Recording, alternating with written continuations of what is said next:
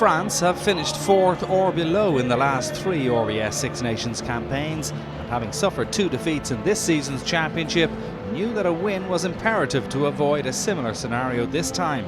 Coach Philippe Saint-André made 8 changes from the side beaten by Wales, winger Noah Nekaitake making his senior debut.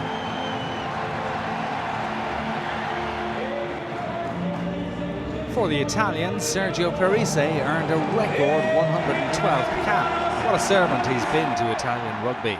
Leonardo Sarto, Andrea Massi and Samuela Bunisa came into the side. Tommaso Allen started at number 10, but with a heavily strapped leg, having tweaked his groin pre-match. Weather conditions were inclement and didn't help the players. The Italians had a first shot at goal in the 9th minute, but Allen seemed hampered by his injury and the kick screwed wide. He was forced to leave the field shortly after that to be replaced by Luciano Orquera. It was midway through the first half that France had their first opportunity to put some points on the board, but Scott Spedding's long-range effort drifted wide, and still the crowd had no scores to celebrate.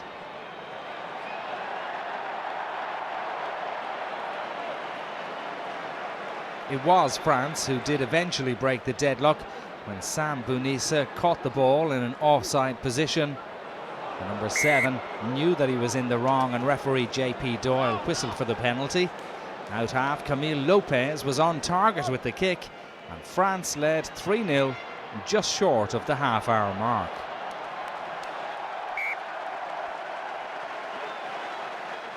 That lead was doubled in the 35th minute when Francesco Minto came in from the side, and the referee whistled for yet another penalty. Lopez fired it over for a 6-0 French lead in what was proving to be a low-scoring half of rugby. Lopez was a central figure moments later, jinking and dancing his way through the flailing Italian defenders, but unfortunately for the French, Gaël Ficou couldn't collect the pass, although it was virtually impossible to pick up. Kick, Nigel. Brilliant work from the Clermont number 10, but no reward at the end for France, much to the frustration of the players in blue. However, as the first half drew to a close, the French scrum was in control, and a penalty was awarded against the Italians.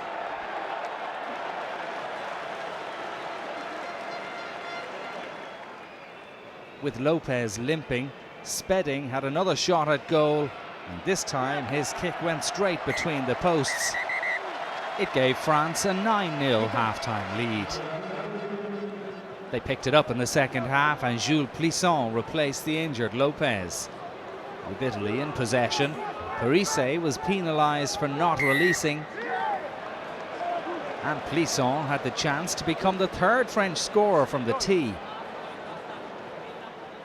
His kick was good, and France led 12-0, leaving Italy with plenty to do.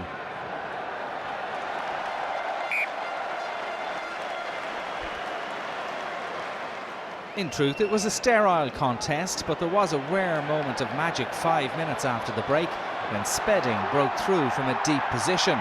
Laurent Goujon kept the move going.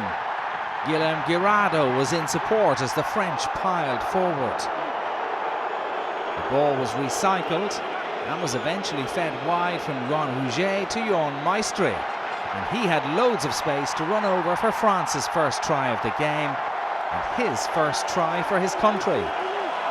The French pressure taking its toll on Italy, and this was a very well-worked score for Saint-André's men.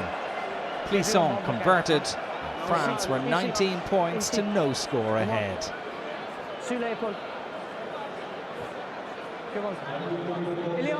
After 57 minutes, Plisson added another penalty.